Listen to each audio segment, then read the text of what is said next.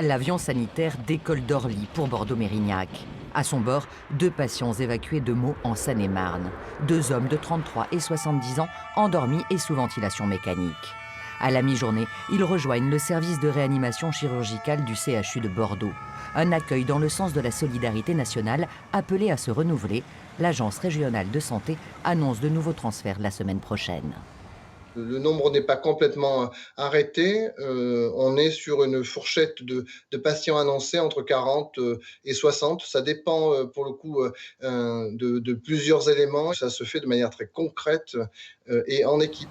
Une concertation qui ne va pas sans difficulté. En termes de réanimation, le CHU de Bordeaux a 90% de ses places occupées.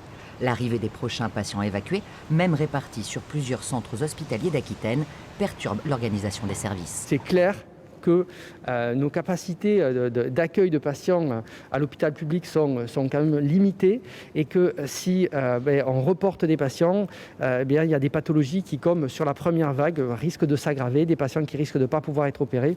Donc effectivement, c'est clairement une perte de chance pour tous les patients qui ne pourront pas se faire opérer. Le prochain transfert de patients se fera en TGV, un scénario déjà éprouvé pendant le premier confinement. Depuis un an, la Nouvelle-Aquitaine a déjà accueilli 186 patients atteints du Covid en provenance d'autres régions.